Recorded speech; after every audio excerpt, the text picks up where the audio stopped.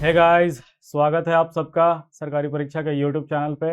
मेरा नाम है अमित पटेल और आज हम लोग अग्निवीर वायु की जो सेट वाली सीरीज कर रहे थे, तो आज हम लोग बेसिकली तीसरा सेट डिस्कस करने जा रहे हैं। मोस्ट एक्सपेक्टेड क्वेश्चन, ये मैथमेटिक्स में बता दूं, ये रागा सेक्शन के अंदर आने वाला मैथमेटिक्स है जो कि रागा में पूछे जाते हैं। रागा में रीजनिंग एंड जनरल अवेयरनेस, तो जनरल अवेयरनेस के अंदर जीके और मैथ्स मिलाकर आता है 15 सवाल। तो ये उसी सेक्शन का मैथ्स है।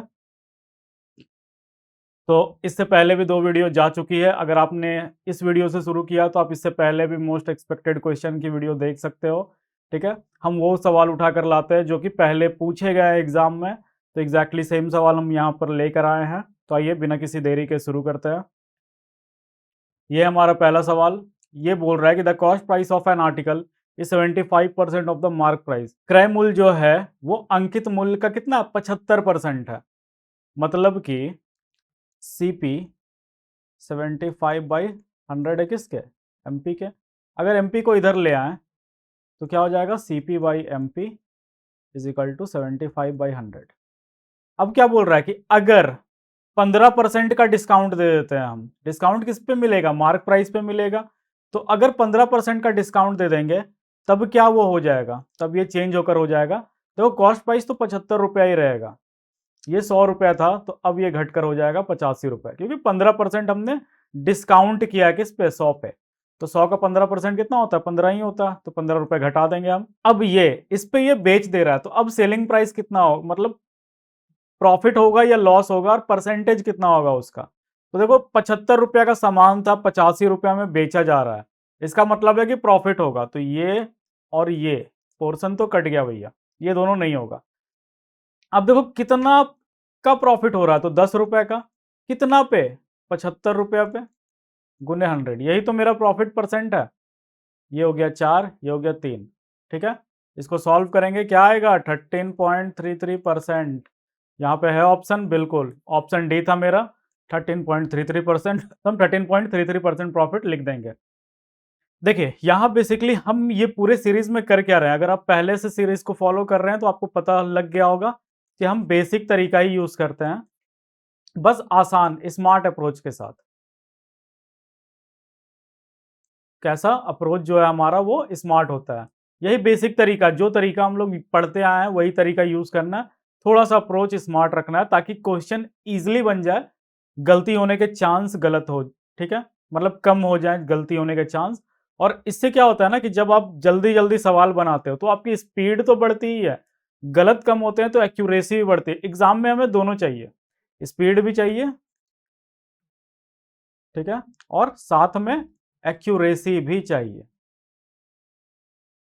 ये दोनों अगर एक साथ है ना, आपके पास स्पीड भी है एक्यूरेसी भी है, तो हर एक एग्जाम आसानी से निकाला जा सकता है। तो उसके लिए केवल एक चीज चाहिए होता है, वो है प्रैक्टिस। जितना ज्यादा प्रैक्टिस करोगे आपकी स्पीड और एक्यूरेसी क्या होगी, उतनी और अच्छी होते जाएगी। आइए अगले सवाल के तो देख लेते हैं। ये बोल रहा है कि the cost price of 14 articles is equal to the selling price of 10 article. यहां पर बोला है कि 14 सीपी जो है ना वो 10 एसपी के बराबर है। चलिए फिर एसपी बाई सीपी का रेशियो कितना हो जाएगा, इसको इधर ले आते हैं, इसको उधर भेज देते हैं, तो ये हो जाएगा मेरा 7/5। अब सीपी 5 रुपए का है, एसपी कितना है 7 रुपए का है, मतलब 2 रुपए का फायदा हुआ यहाँ पे। ठीक है, 2 रुपए का फायदा हुआ ना। खरीदे हम लोग 5 रुपए में थे, बेचे 7 रुपए में, तो 2 रुपए का फायदा। पूछा गेन परसेंट बता दो, तो गेन कितना सीपी पे ही निकलता है, ये निकल गया। यहाँ से आंसर आ गया 40%। 40% था ऑप्शन में, बिल्कुल ऑप्शन बी है मेरा 40%। टिक करेंगे, अगले सवाल की तरफ बढ़ जाएंगे। ये प्रोबेबिलिटी का सवाल है और काफी आसान सवाल है ये प्रोबेबिलिटी का, मतलब ज्यादा दिमाग खर्च नहीं करवा रहा आपसे। ये बोल रहा है कि अ बैग कंटेन 8 रेड बॉल, एक बैग में 8 लाल गेंद है, 12 ऑरेंज बॉल, मतलब 12 क्या है, नारंगी गेंदे हैं। आपसे बोला है कि if a ball is drawn from the bag, हमने बॉल को निकाला रैंडमली, ऐसे हाथ डाला बैग में, एक बॉल निकाल लिया, तो आपसे प्रोबेबिलिटी पूछ रहा है कि लाल बॉल होने की प्रोबेबिलिटी कितनी है। तो प्रोबेबिलिटी किसकी, रेड बॉल होने की। लाल बॉल की संख्या कितनी है 8, number total number of balls कितने हैं, तो 8 + 12, ठीक है, मतलब कि 20। ये काटेंगे, 4 से दोनों कटेगा, 2/5। 2/5 था ऑप्शन है, बिल्कुल ऑप्शन सी था मेरा 2/5। हम टिक करेंगे, अगले सवाल की तरफ बढ़ेंगे। देखो ये सवाल देखने में बड़ा लग रहा है, हम पढ़ते हैं क्या ये एक्चुअली में उतना बड़ा था जितना बड़ा ये लग रहा है। ये बोल रहा है कि 20% ऑफ अनुज एनुअल सैलरी, 20% अनुज की एनुअल सैलरी जो है ना वो बराबर है किसके, 75% ऑफ राज एनुअल सैलरी। राज का जो एनुअल सैलरी है उसका 75% के बराबर है किसका, अनुज का 20%। अब बोला है कि if Raj annual salary is 60% of Ravi's monthly salary. अब राज का जो एनुअल सैलरी है ना वो 60% है किसके, रवि के मंथली सैलरी की। यहां ध्यान देने वाली बात यह है कि यहां मंथली बोला है, ठीक है। अब बोला है कि रविज एनुअल सैलरी, रवि का जो एनुअल सैलरी है वो 1.44 लाख है। तो आपको बताना है कि अनुज का एनुअल सैलरी कितना होगा। तो देखो अनुज का सैलरी डिपेंड करता है राज के सैलरी पे, और राज का सैलरी डिपेंड करता है रवि के सैलरी पे। रवि का सैलरी यहां दिया हुआ है, ये एनुअल सैलरी की बात हुई है, तो मंथली सैलरी कितना हो जाएगा, मंथली सैलरी बाई 12 हो जाएगा। मतलब कि हम अगर राज की सैलरी की बात करें तो वो 60% है, मतलब 60/100 है किसके, 14430 लगा देते हैं यहाँ पे, 1,44,000 ही लिखा था यहाँ पे। ये मेरा एनुअल सैलरी है, ठीक है, पर ये 60% था उसके मंथली सैलरी के। उसके मंथली सैलरी को निकालने के लिए 12 से हमें डिवाइड करना पड़ेगा। अब ये हो गया मेरा 12, ये 2 0 और ये 2 0 काट देते हैं, यहां से आंसर आया 7200। अब देखो हमने राज का एनुअल सैलरी तो निकाल लिया है, अब अनुज का निकालते हैं।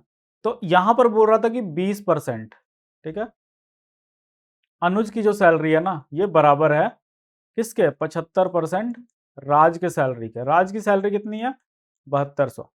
देखो ये नीचे से 100 काट देते हैं, अब ये 20 से कटेगा क्या, 360।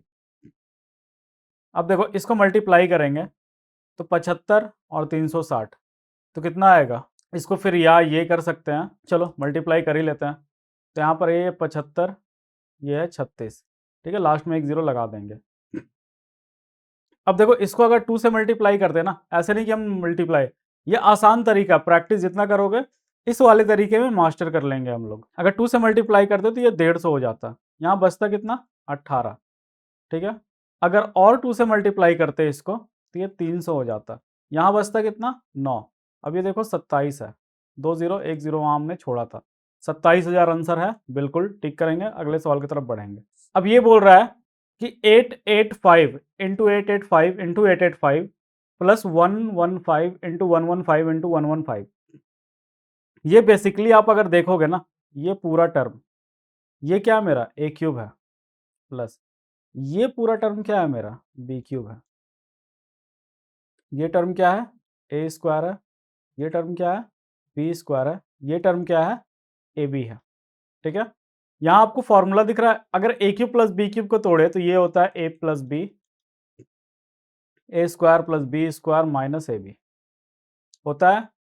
अब यहां पर क्या था, ये था मेरा a square plus b square minus a b, ये कट जाएगा, सिर्फ ए प्लस बी बचेगा। ये टर्म मेरा ए था, ये टर्म मेरा बी था, हम सिंपल ऐड कर देंगे 885 प्लस 115 को, आंसर कितना आएगा 1000।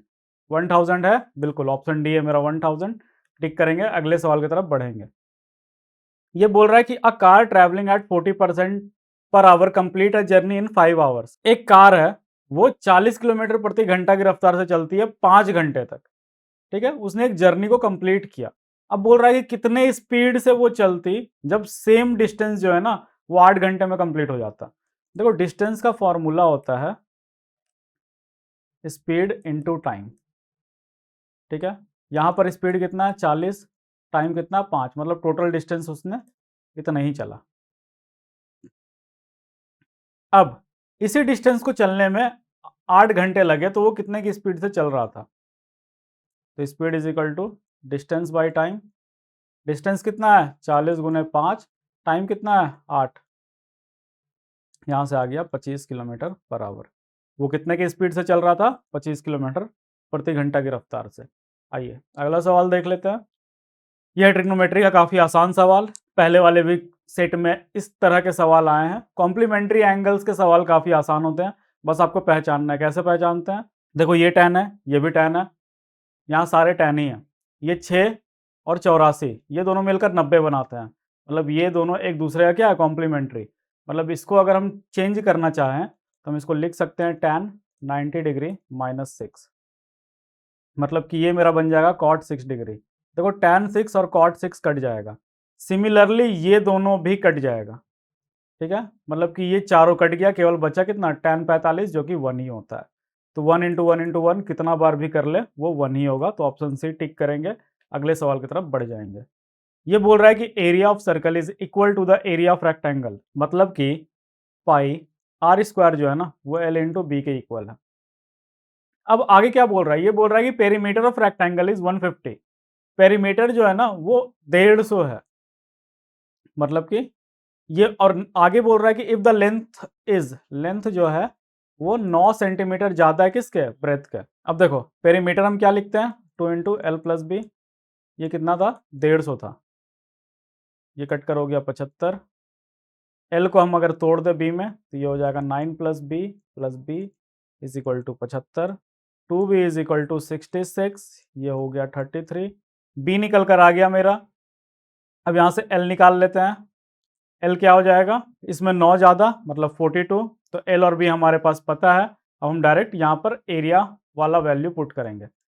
पाई को लिख सकते हैं 22/7, रेडियस ही निकालना था यहाँ सर्कल का, आर स्क्वायर, ये 33 इंटू 42। देखो जो कटता है ना पहले काट देते हैं, ये 3 बार में, ये 2 बार में, ये 2 से ये काटेगा 42 को 21 बार में। आर स्क्वायर 7 को उधर भेजो तो 21 गुने 21, आर मतलब 21, ठीक है। ज़्यादा कैलकुलेटिव भी नहीं था, ये आसान था। 21 सेंटीमीटर है ऑप्शन में, बिल्कुल ऑप्शन है हमारा 21 सेंटीमीटर, टिक करेंगे, अगले सवाल की तरफ बढ़ जाएंगे। ये बोल रहा है कि if a sum of rupees 3540 is divided into 3 parts in a ratio of 267, then the largest part will be. देखो 3540 कितने पार्ट में डिवाइड हुआ है, 2675, मतलब टोटल पार्ट कितना था इसका, तो 8 और 7 15। अब सबसे बड़ा पार्ट कौन सा है, 7, यही निकालने बोल रहा था बेसिकली। अब देखो 15 से क्या ये कटता है, 2 बार में 30, 3 बार में 45, 6 बार में। अब देखो 6 और 7 लास्ट में ना 42 2 देता है, यहाँ पे भी 2 है, यहाँ पे भी 2 है।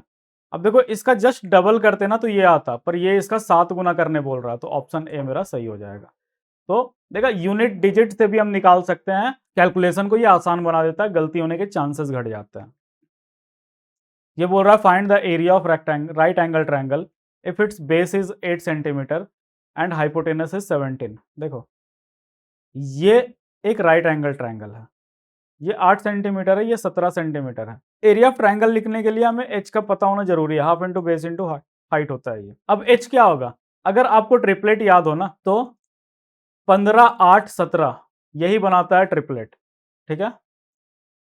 15 8 17, नहीं तो आप क्या कर सकते हो, जो आपको तरीका पता है, एच निकालने के लिए क्या करेंगे, अंडर रूट 17 का स्क्वायर माइनस 8 का स्क्वायर। अब देखो इसको आप ऐसे भी लिख सकते हो, 17 प्लस 8, ठीक है। ये मैं लिख के बता रहा हूँ, आप मन में भी कर सकते हो कि इन दोनों को घटाया, इन दोनों को जोड़ा, फिर उसका अंडर रूट स्क्वायर निकाल दिया।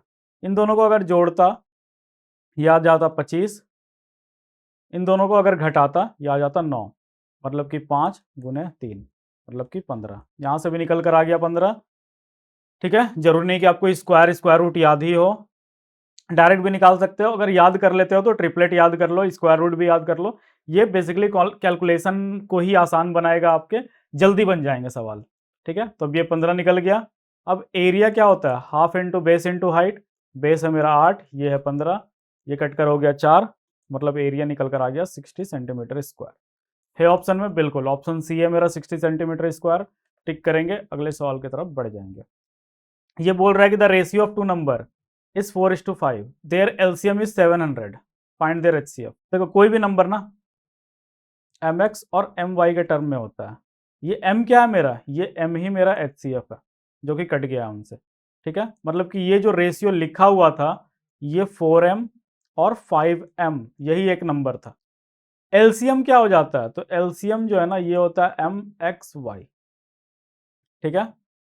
तो यहां से एलसीएम हमें पता है कितना, 700 है, m नहीं पता है पर x पता है 4, y पता है 5, देखो 20 से अगर इसको काटते तो ये हो जाता 35, ठीक है। तो m यहाँ पर निकल कर आ गया 35 है ऑप्शन में, बिल्कुल टिक करेंगे, अगले सवाल की तरफ मूव कर जाएंगे। ये बोल रहा है कि अब बोट गोज 18 किलोमीटर अपस्ट्रीम, एक नाव जो है वो 18 किलोमीटर अपस्ट्रीम की तरफ जाती है एंड कम्स बैक में वो क्या डाउन स्ट्रीम में जाएगी। अगर एक समय धारा के विपरीत दिशा में बह रही है पर रिटर्न आएगी तो क्या धारा के साथ ही बहकर आएगी।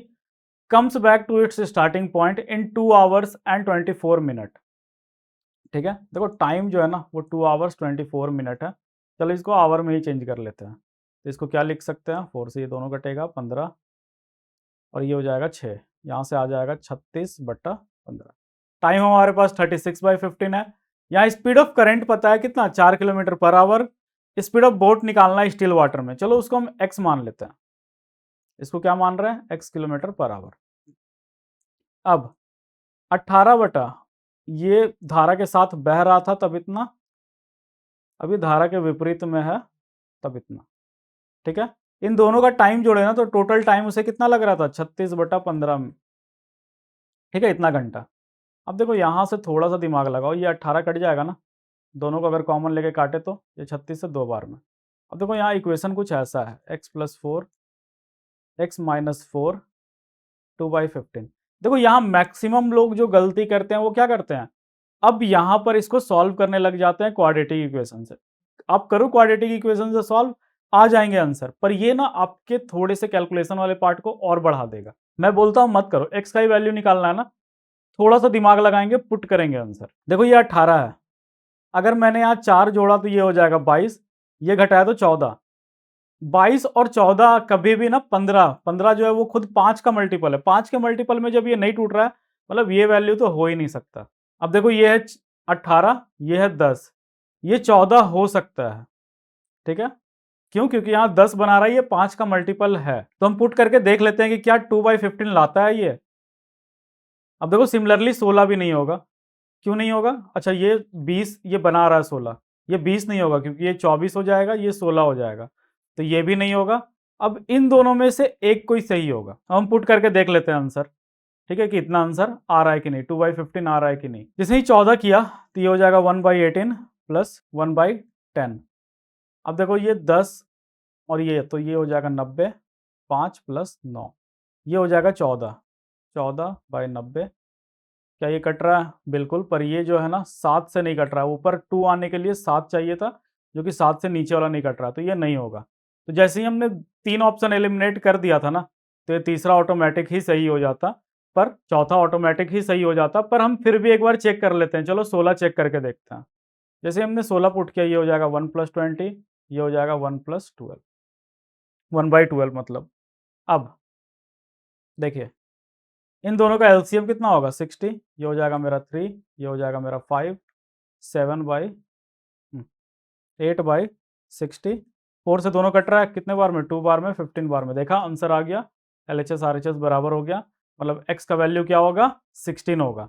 तो ऐसे हम एलिमिनेट करते हैं ना जल्दी जल्दी में, तो जब इस तरह से प्रैक्टिस करोगे ना, एक तो कैलकुलेशन कम करना होगा तो गलती होने के चांस घट जाएंगे, और ये जल्दी बनेंगे, ऑप्शन आपसे डायरेक्ट पुट हो जाएंगे देखकर।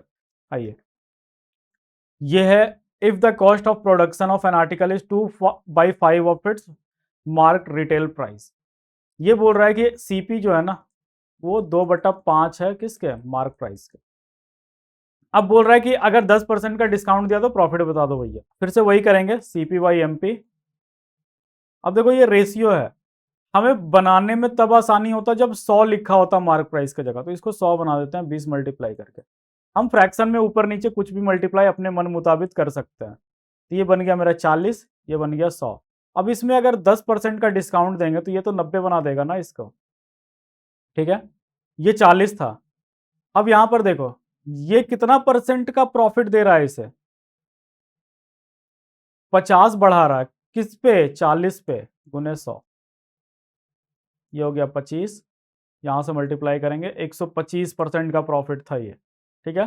तो ऐसे बनाते हैं ना चीज़ों को तो थोड़ा सा जल्दी बन जाता है, हमेशा रेशियो परसेंटेज वाले कॉन्सेप्ट यूज़ करें, परसेंटेज को रेशियो में बदलने वाला, फ्रैक्शन में बदलने वाला, ये कॉन्सेप्ट अगर याद है इसी कॉन्सेप्ट से बनाते हैं ना तो सवाल बहुत जल्दी बन जाएंगे ये सब वाले।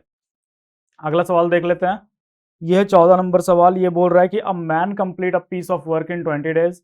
एक आदमी, मान लेते हैं ए है, ठीक है, ए कंप्लीट कर रहा है क्या 20 दिन में, बी उसी काम को कंप्लीट कर रहा है 30 दिन में। सबसे पहला काम होता है एलसीएम निकालना, और कोई आदमी तो नहीं है। Due to some other work A had to leave work before the completion for the last 5 days. देखो लास्ट 5 डेज केवल अकेला बी काम किया, मतलब ए क्या 5 दिन पहले काम को छोड़ दिया। तो ये बोल रहा है कि टोटल टाइम बता दो कंप्लीट काम करने में कितना लगा। तो चलो पहले हम निकाल लेते हैं आखिर काम कितना यूनिट करना है। तो काम कितना करना है, दोनों का एलसीएम निकाल देंगे, 60 यूनिट। ये एक दिन में कितना करता है 3 यूनिट, ये एक दिन में 2 यूनिट। अब देखो x डेज लगा टोटल काम करने में। ए ने क्या किया, ए ने 5 दिन पहले काम को छोड़ दिया, x से 5 दिन पहले। पर बी बेचारा 5 दिन तक काम करते रहा, मतलब x डेज तक काम करते रहा। टोटल काम कितना था 60। ये हो जाएगा -15 प्लस 60, यहाँ से आएगा 5x इक्वल टू 75। ये कट कर हो गया मेरा 15 है ऑप्शन में, बिल्कुल ऑप्शन डी 15 डेज टिक करेंगे। अगले सवाल की तरफ बढ़ेंगे। ये एवरेज या काफ़ी आसान सवाल है। देखो आसान इसलिए बोल रहा हूँ कि एक बार आप पढ़ो इसको, कितना ज़्यादा आसान नहीं। ये बोल रहा है find the average of a number between 8 and 74। देखो 8 के बाद आता है 14, 74 से जस्ट पहले आता है 70, ठीक है, डॉट डॉट डॉट। तो इसके अंदर टोटल कितने नंबर आ गए, तो अगर 7 के टेबल से स्टार्ट करते तो 7, उसके बाद 14, मतलब क्या पहला नंबर बस हट जा रहा है।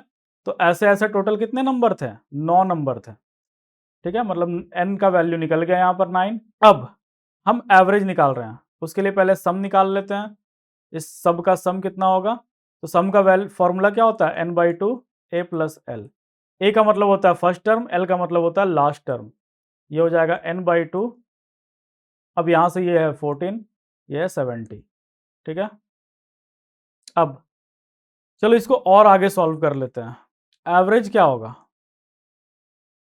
एवरेज होगा, चलो इसको अगर सॉल्व कर देते हैं 2 से, तो ये हो जाता है 84। 84 को जैसे ही करेंगे तो ये आ जाएगा मेरा 9 इंटू 42। एवरेज क्या होगा, बाई टोटल नंबर से 9 इंटू 42, सम को डिवाइड कर देते हैं, 9 9 कटेगा, एवरेज निकल कर आ गया 42। 42 था यहाँ पे, बिल्कुल ऑप्शन बी था 42। तो देखा ऐसे ही सवाल पूछे जाते हैं आपके बेसिकली रागा सेक्शन में जो क्वांट आती है। तो आई होप आपको सारा क्लियर हो गया होगा। देखो एग्जाम में अब काफ़ी कम समय बचा है, तो हम जितना ज़्यादा प्रैक्टिस करेंगे उतना ज़्यादा और बेहतर होते जाएगा। अब समय बिल्कुल बर्बाद ना करें, प्रैक्टिस पे लग जाएं। एक बार निकल गया ना ये पेपर, फिर आप जो करना चाहें कर सकते हो, ठीक है। जहाँ घूमना है घूमो, जो मूवी देखना है देखो, जो वेब सीरीज देखना है देखो, पर अभी क्या करना है, केवल प्रैक्टिस करना है। और मैंने आपको पहले ही बताया, देखो अब कुछ ही समय बचे हैं एग्जाम में, तो सरकारी परीक्षा .com पे हम क्या दे रहे हैं, हम वहाँ पर दे रहे हैं आपको कंप्लीट मॉक इस पूरे एग्जाम का, और एकदम रेलेवेंट क्वेश्चन है। आप जाओगे, अनलिमिटेड मॉक डले हुए हैं, आप जितना चाहो उतना प्रैक्टिस कर सकते हो। तो अगर आपको ये वीडियो अच्छा लगा हो तो आप क्या करेंगे, अपने दोस्तों के साथ शेयर करो, लाइक करो उन्हें, ठीक है। और अगर तक अभी तक चैनल सब्सक्राइब नहीं किया तो सब्सक्राइब कर लो, बेल आइकन दबा देना, क्योंकि उससे क्या होगा, नोटिफिकेशन आ जाएगी और भी ऐसे वीडियो डलेंगे उसके, तो सबसे पहले आप उसे देख पाओगे। तो थैंक यू।